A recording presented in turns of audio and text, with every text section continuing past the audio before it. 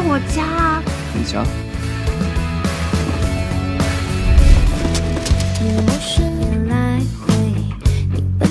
，Ni hao, welcome back to my channel.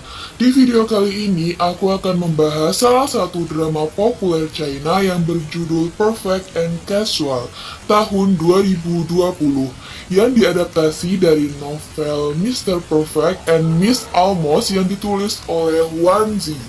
Drama ini berkisah tentang seorang mahasiswa biasa dengan dosen matematika killer yang tampan dan sangat dingin. Drama ini juga pernah masuk ke top 10 drama Cina populer pada awal perilisannya menyaingi drama Love is Sweet. Jadi langsung aja buat diri kalian nyaman, pasang earphone kalian dan berikut ceritanya.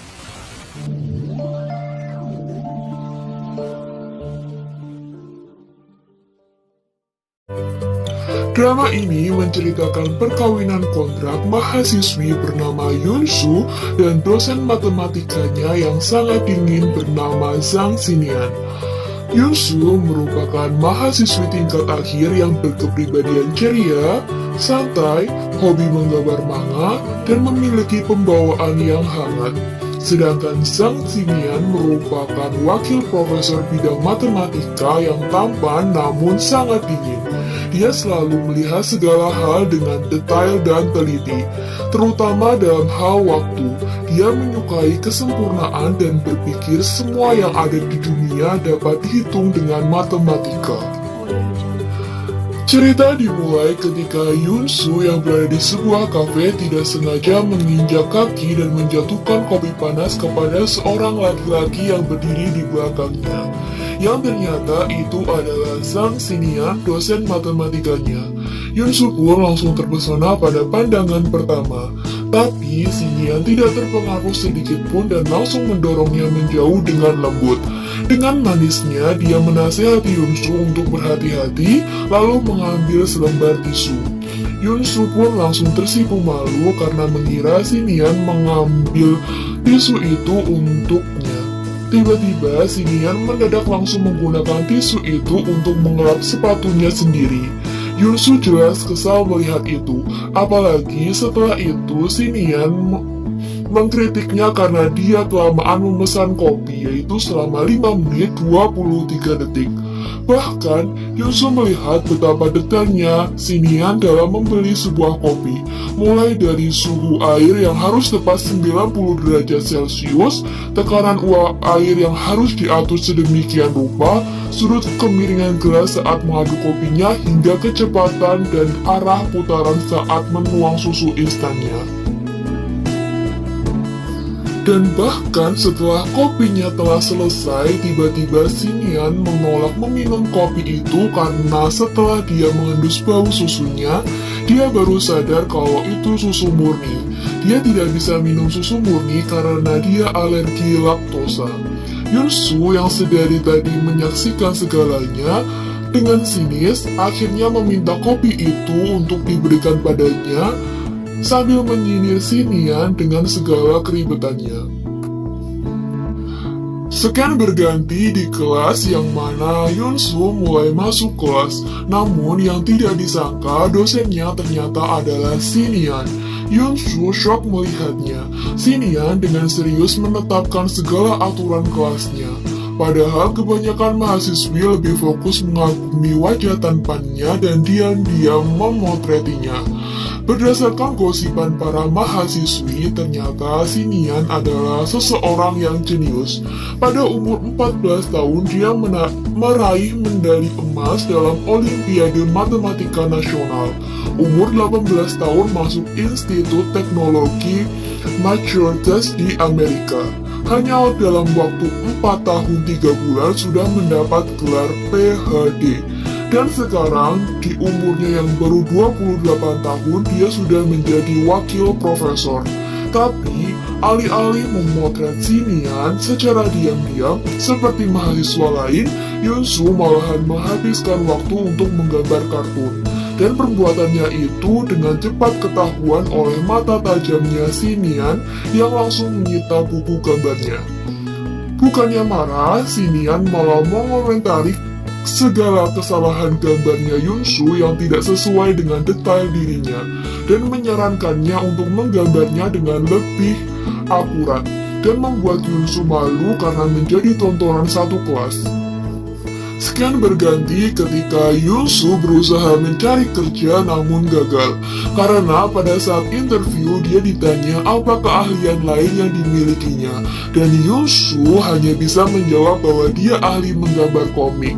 Jawabannya itu jelas membuatnya gagal total. Yunsu merasa stres ketika tengah merenung frustasi di toilet. Tidak sengaja dia bertemu dengan seorang wanita yang sedang frustasi gara-gara kemeja putihnya kotor. Yang kemudian Yunsu menyelesaikan masalah wanita itu dengan cara menggambar wajah kartun wanita itu dan menutupi nodanya. Wanita itu kontan terkagum-kagum dengan keahlian menggambarnya. Yang tidak disangkanya, wanita itu ternyata seorang direktur perusahaan. Bahkan saat dia hendak pergi, tak lama kemudian, pewawancara yang menggagalkannya tadi mendadak menyusulnya dan memberitahu bahwa mereka memutuskan untuk merekrut Yunsu berdasarkan rekomendasi direktur mereka itu.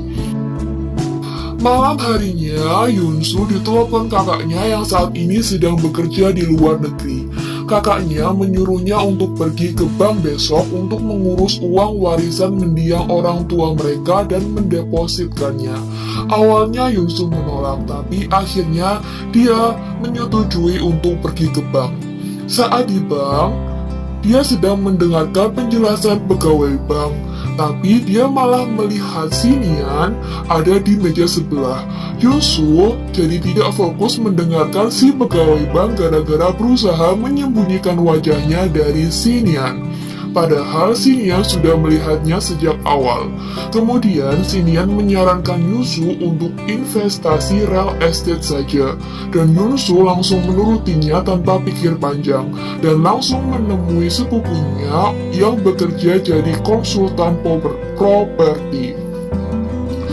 Mereka langsung to the point membicarakan bisnis, dan si sepupu menunjukkan gambar sebuah rumah yang dia klaim sangat cocok untuk Yunsu.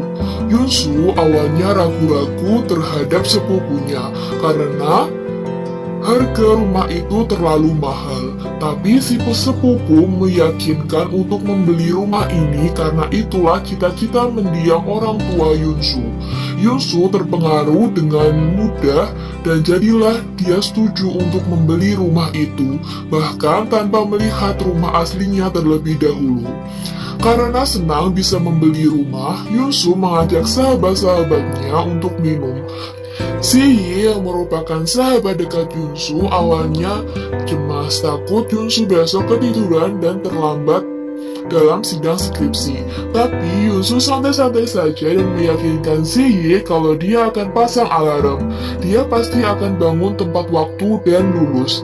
Tapi keesokan harinya, Yunsu mendadak ditelepon sepupunya yang mendesaknya untuk segera menandatangani kontrak dan harus membayar DP rumah. Yunsu jadi panik dan langsung bergegas menemui si sepupu, alih-alih bersiap-siap untuk sidang tesisnya. Dan jelas saja Yunsu jadi terlambat sidang tesisnya. Saat Yunsu baru mau memulai presentasinya, Sinan mendadak menyela dan langsung mengatakan bahwa dia gugur hanya gara-gara Yunsu terlambat 5 menit 57 detik. Dia sudah melanggar aturan universitas, jadi tesisnya didiskualifikasi. Dia bahkan berceramah panjang lebar tentang teori ilmu statistik dan mengkaitannya dengan keterlambatan Yunsu. Yunsu menjadi kesal tapi tidak bisa melawannya. Yunsu terang-terangan mengkritik sikap angkuh Xinian, menyatakan kalau Xinian adalah dosen paling angkuh yang ditemuinya. Tapi Xinian lagi-lagi menyerangnya dengan kejam dengan mengatakan bahwa Yunsu ingin membandingkannya dengan dosen lain, maka seharusnya dia sudah pernah bertemu dengan semua dosen di seluruh dunia. Apakah Yunsu bahkan sudah pernah bertemu semua dosen di dunia ini? Gara-gara masalah ini, Yunsu jadi tidak punya ijazah untuk pekerjaannya. Padahal aturan perusahaan mengharuskannya punya ijazah. Dia mencoba bicara dengan pegawai di sana, tapi percuma. Aturan tetap harus ditaati. Kemudian scan berganti ketika Yunsu kembali semangat karena masih ada harapan rumah barunya. Rumahnya benar-benar bagus dan bersih, bahkan furniturnya sudah lengkap. Dia langsung membuat rekaman memamerkan rumah barunya itu untuk dia kirim ke kakak-kakaknya. Tapi anehnya saat dia masuk ke kamar, dia malah mendapati kamar itu penuh dengan buku-buku dan piagam. Lalu tiba-tiba saja pintu kamar mandi terbuka, dan Xinian mendadak muncul dari dalamnya dengan hanya mengenakan selembar handuk. Dan jelas saja kedua orang itu langsung melongosok melihat satu sama lain di sana. Parahnya, Yunsu saking shocknya, dia sampai tidak sadar kalau dia masih menyalakan kameranya. Dan secara tidak sadar pula, dia memotreti Xinian yang jelas saja langsung membuat Xinian salah paham hingga dia langsung menangkap Yunsu dan menyudutkannya ke rak buku dan membuat Yunsu jadi gugup. Xinian bingung saat mendengar Yunsu mengklaim bahwa rumah ini adalah rumahnya. Tiba-tiba sebuah kotak terjatuh ke arah mereka. Xinian refleks menggunakan dirinya untuk melindungi Yunsu, tapi itu malah membuat handuknya melorot, yang kemudian Yunsu langsung panik melarikan diri, mengira kalau dia salah masuk apartemen. Tapi kemudian seketika dia balik lagi, soalnya dia yakin banget kalau dia tidak salah masuk. Kunci yang dimilikinya cocok dengan pintu ini. Setelah berdebat panjang, Xinian langsung menunjukkan sertifikat rumah yang dimilikinya. Maka Yunsu pun menunjukkan kontrak pembelian rumahnya yang diberikan sepupunya. Tapi dia belum memiliki sertifikat rumah ini, hanya sebuah foto dari sepupunya. Soalnya sepupunya bilang kalau pemilik rumah ini sedang pergi ke luar negeri, tapi sepupunya bilang kalau sertifikatnya akan dikirim beberapa hari lagi.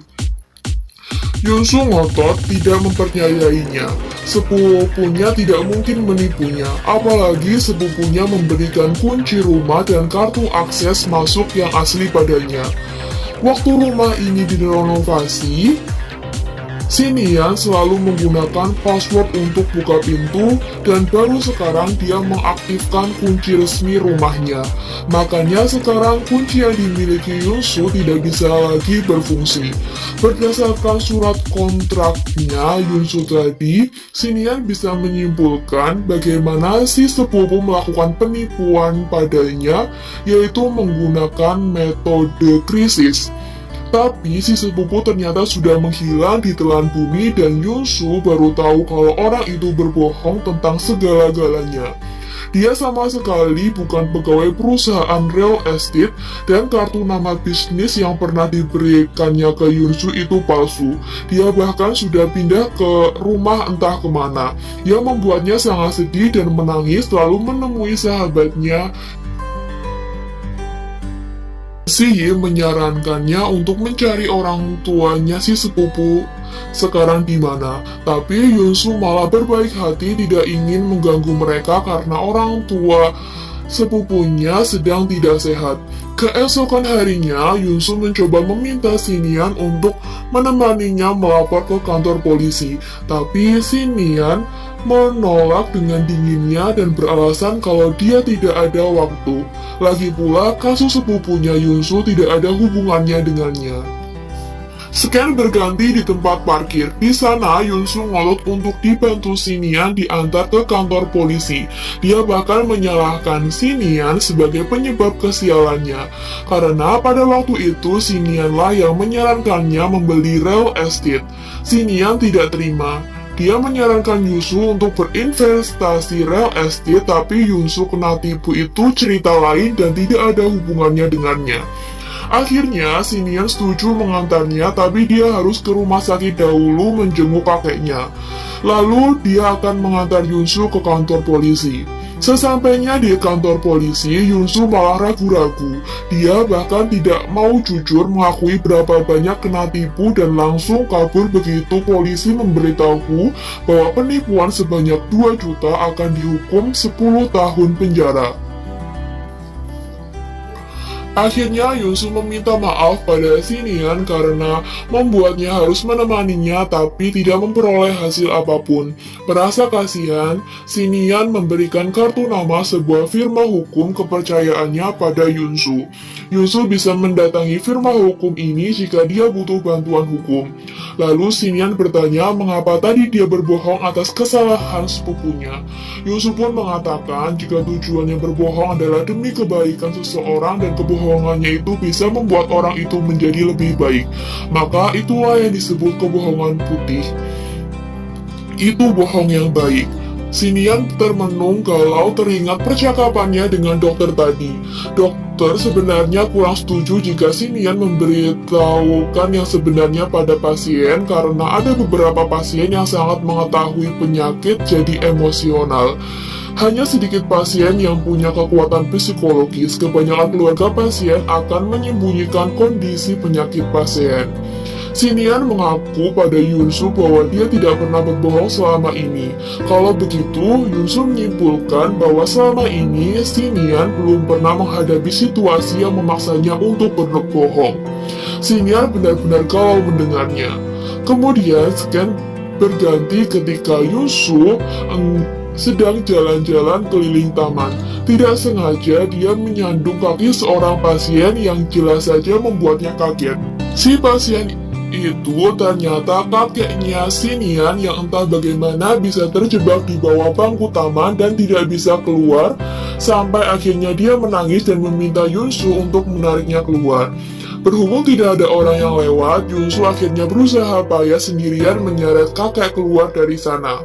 Ternyata, kakek tadinya mau mengambil rokoknya yang disembunyikannya di balik bangku, tapi malah tersangkut di sana.